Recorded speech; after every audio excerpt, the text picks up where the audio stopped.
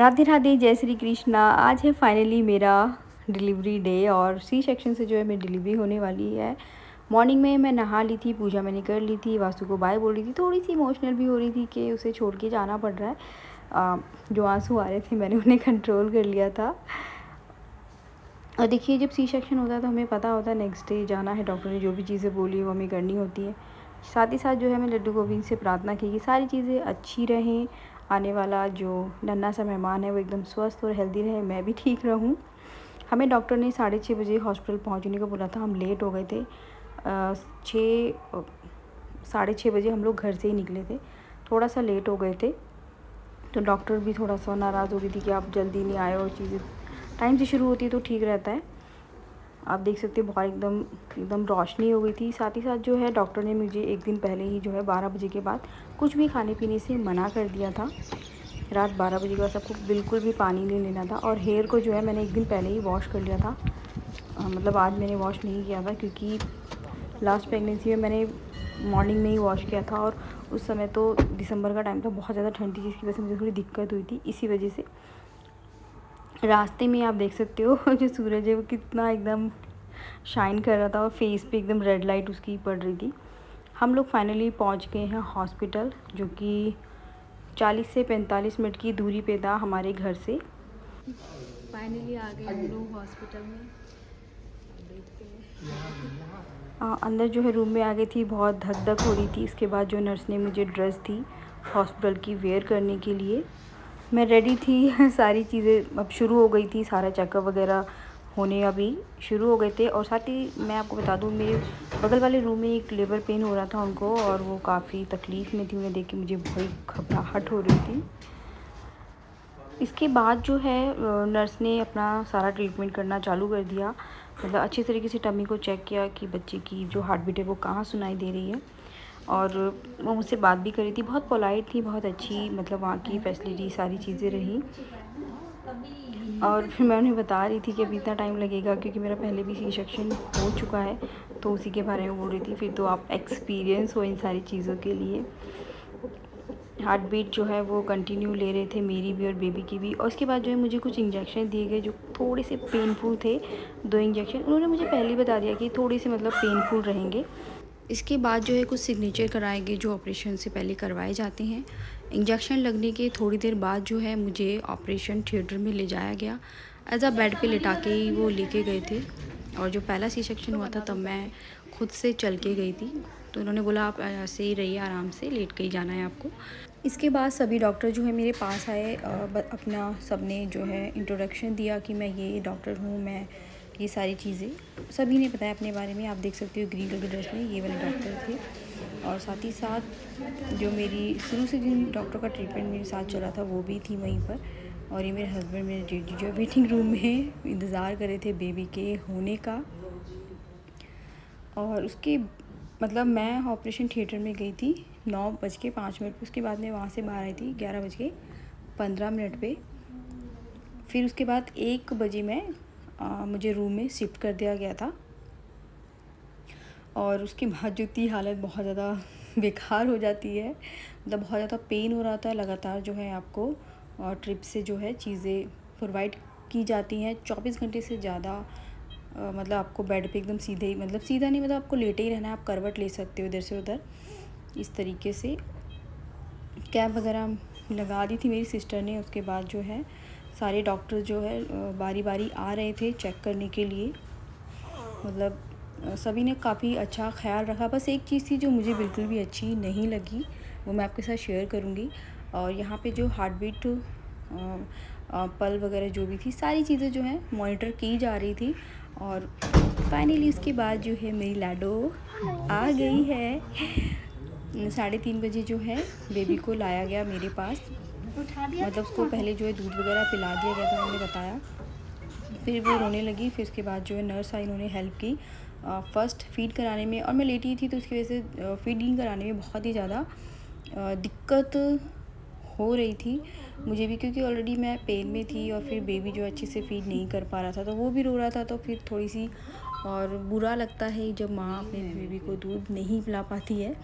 पर वो सोई हुई थी और उसको जगाने की पूरी कोशिश की जा रही थी। फिर उसको रुलाया उन्होंने बोला कि इस तरीके से हर 2 घंटे में उसको फ़ीड कराना है, नहीं जगेगी तो इस तरीके से आपको जगाना है। और थोड़ा सा पेनफुल था, लेकिन जो फ़र्स्ट फीडिंग थी, फ़र्स्ट टाइम जब मेरा सी सेक्शन था, उससे थोड़ा सा राहत थी इस चीज़ में लेके, और चीज़ें जो हैं अच्छे से हो पा रही थी। इसके बाद धीरे धीरे शाम होती गई। बेबी को जो है मेरे पास ही लेटा दिया, वो मेरे पास ही सोई हुई थी, ताकि जो है मतलब मुझे वो, मैं उसे महसूस कर सकूँ वो मुझे। नाइट में जो है 10 बजे के अराउंड हमें शिफ्ट कर दिया गया था दूसरे रूम में। वहाँ पे जो फर्स्ट लेडी थी जिनका नॉर्मल डिलीवरी हुई थी, वो भी वहीं थी। बीच में कर्टन लगा हुआ था, सारी चीज़ें जो है मॉनिटर की जा रही थी। और बेबी जो है रात के 1:30 बजे के आसपास का टाइम है, वो बहुत तेज़ रो रही थी। उसने उसके बाद जो है और ठीक से सो नहीं पाई, हम भी नहीं सो पाए। बेबी रो रहा था इस वजह से, क्योंकि अच्छे से फीड में नहीं करा पा रही थी, यही एक वजह थी, और वो भी नहीं कर पा रही थी। बच्चा जब दुनिया में आता है तो चीज़ें थोड़ी सी सीखने में उसको कुछ समय लगता है। और यहाँ पर ये जो नर्सिंग का नाम तो मैं भूल गई, लेकिन उन्होंने भी बहुत अच्छे से मेरा ख्याल रखा, और सारी चीज़ें जो है काफ़ी अच्छे से चल रही थी। कुछ नहीं, ये वाला रूम था, थोड़ा सा उसे डेकोरेट किया गया था, मतलब बेबी गर्ल के उसके बाहर जो है, रूम के बाहर बैलून वगैरह भी लगाए थे। मतलब ये हॉस्पिटल जो है इस तरीके से थोड़ा सा सेलिब्रेट करते हैं ताकि अच्छा लगे। और आप देख सकते हो क्यूटी पाई जो है सो गई है, और फिर रात में वो फिर से उठी है, और वो ठीक से नहीं सो पा रही थी सच में।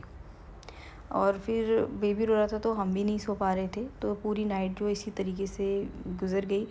और बहुत मुझे पेन हो रहा था, उस पेन की वजह से मुझे फ़ीवर भी आ रहा था, और साथ के साथ जो मेडिसिन मुझे देते जा रहे थे।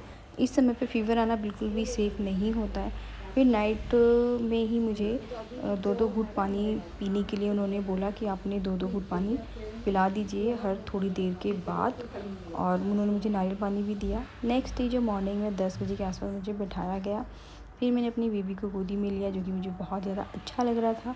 मैंने उसे अच्छे से बैठ के जो है फ़ीड कराया, और इसके बाद जो है मैंने अपनी फ़र्स्ट वॉक जो है वो भी मैंने कर ली थी। नर्स वगैरह जो है, डॉक्टर आए थे, कुछ एक्सरसाइजेस हैं जो वो मुझे बता रही थी जो आपको करनी है। फर्स्ट सी सेक्शन में ऐसा कुछ मुझे नहीं बताया गया था, ना इस तरीके से था वहाँ पर। हो सकता है हर हॉस्पिटल की अलग अलग चीज़ें होती हैं। बारी बारी जो है, मतलब ऑपरेशन के नेक्स्ट डे सभी डॉक्टर जो अच्छे से चेकअप कर रहे थे। बेबी को मॉर्निंग में ले जाया जाता था स्पॉन्जिंग करने के लिए, उसके मतलब 1 घंटा लगभग लग जाता था।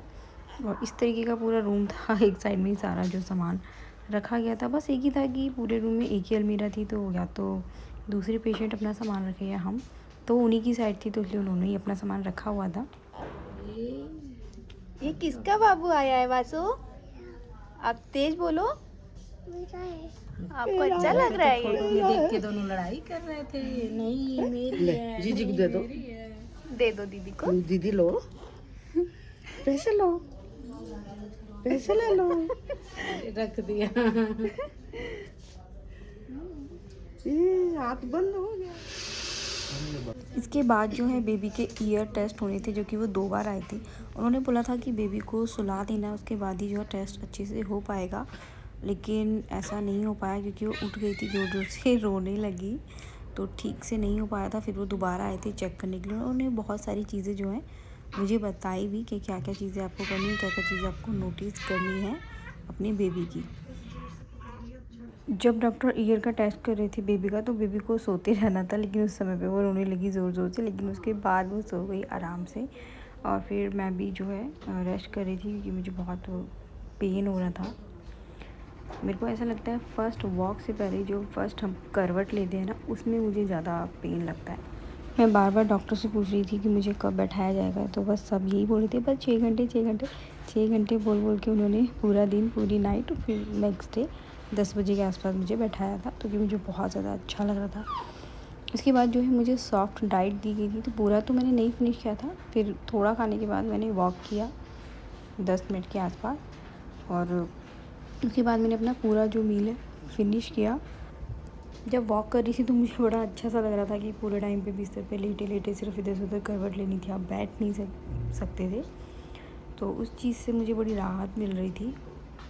और फिर मुझे डॉक्टर ने बोला कि आपको ढेर सारा पानी पीना है, 4 लीटर, और आपको हर थोड़ी देर में जो है वॉशरूम जाना है, ताकि बॉडी जो अच्छे से क्लीन हो पाए, वरना मतलब हेडेक होने लगता है अगर हम पानी नहीं पीते।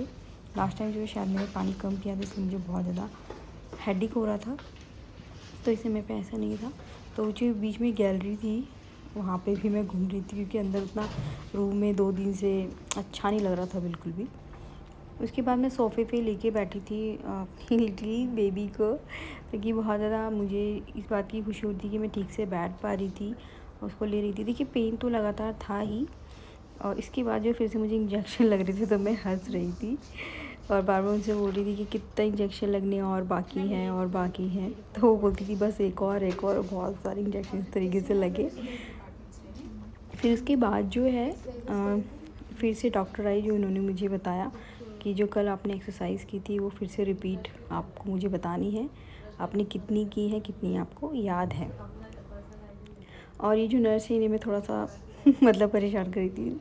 डिस्चार्ज का टाइम था, लेकिन डिस्चार्ज हमें काफ़ी लेट मिल पाया था, और बार बार मैं उनको यही बोल रही थी कि अब हो गया, अब कितने आप बहुत बोतल लगाओगे और कितनी देर में इसे निकालोगे। तो बोली थी बस ये अब नहीं लगाना है, इसके बाद जो है अब आपका डिस्चार्ज होगा, उसके बाद ही हम इसे निकालेंगे, वरना मतलब कोई इमरजेंसी आ जाती है तब तक के लिए आप ये लगा के रखोगे हाथ में। और जब भी इस तरीके से सुई लगाते हैं तो बड़ा मतलब कभी कभी तो ठीक लगता है, लेकिन कभी कभी पेन भी होता है।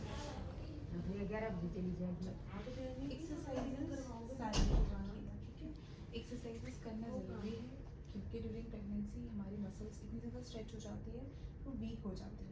ठीक है, रिलैक्स। ठीक है, ये एक्सरसाइज है। ये आपको टर्निंग में हेल्प करेगी वाली एक्सरसाइज। ठीक है, और बिल्कुल हमेशा ये मत सोचिए मैं स्ट्रेट लेटी रहूँ, टर्न लेके लेके। ठीक है, ये भी करना है। और बैक लिफ्ट में इतना गैप होना चाहिए। चलो इतना भी हो गया। ठीक है, पूरा लोड यहाँ लगा दिया, फोर्सेस शुड बी देयर। ठीक है, बस चलिए उठा, रिलैक्स, सांस ले लो, हुक मारते हुए ऊपर। अब वापस नीचे ले आओ और रिलैक्स छोड़ो। ठीक है, याद आ गया? सेकेंड डे सबका टेस्ट होता है यहाँ पर। चलिए फिर से ब्रीथ इन, ब्लो आउट। हाँ, इसे मेंटेन रखना। ठीक है, बॉडी को फ्री छोड़ो और सिर्फ बैक से प्रेशर लगाओ। रिलैक्स, प्रेस करो, छोड़ दो, कोई बात नहीं, छोड़ो, मैं बताऊँ। ये मेरी बैक है, ठीक है, ये मेरी बैक है, ये आपका हाथ है। ठीक है, अपर बॉडी को आपको फ्री देनी है, और बैक से आपको नीचे प्रेस, सिर्फ जो आपकी स्पाइन है, बैक है, वो नीचे प्रेस। देखो आप भी रखो, थोड़ा ऊपर कर लो, हाथ ही वाला ऊपर, हाँ, चलो नीचे दबाओ, सही कर रहे हो पहले आप, नीचे दबाओ और जोर दो, यहाँ से यहाँ से पहला हुआ, धीरे से इधर से फोर्स डालते रहो, पैर बाहर लो, पैर बाहर लो, पैर बाहर लो, इजी, थोड़ा इजी। ठीक है, ऐसे ही उठना। और सबसे पहले तो मेरी तरफ से आप दोनों के लिए है ये कंग्रेचुलेशंस। इसका वो सैंपल लेंगे जगह खाने नहीं है, कंग्रेचुलेशंस।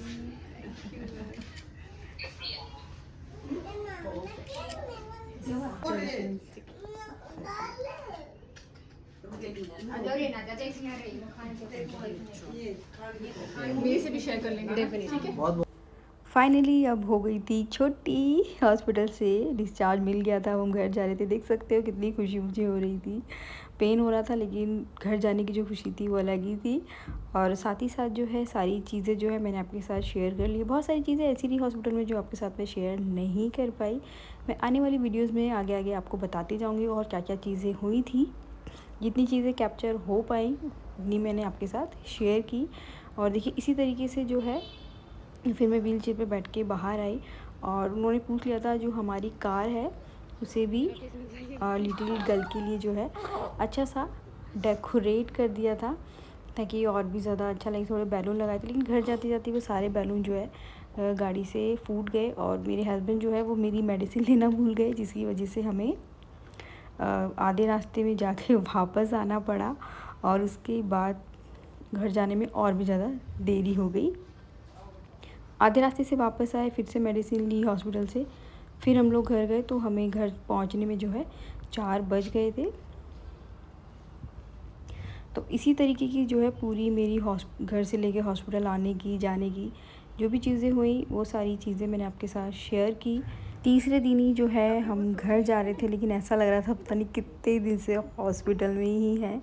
हॉस्पिटल चाहे कितना भी खूबसूरत हो, कितना बड़ा हो, कितनी भी अच्छी फैसिलिटीज़ हो, लेकिन फिर भी हॉस्पिटल से घर जाने का ही मन करता है कि जितनी जल्दी हो सके उतनी जल्दी हम अपने घर जाने का मन ही करता है, क्योंकि हॉस्पिटल किसी को भी अच्छा नहीं लगता चाहे कितना भी सुंदर हो। और फाइनली जो है अब हम घर जा रहे हैं और घर जाने की बहुत ज़्यादा खुशी है। तो इस तरीके से जो है मेरी पूरी जर्नी रही, घर से लेके हॉस्पिटल, पूरी डिलीवरी टाइम कैसा रहा।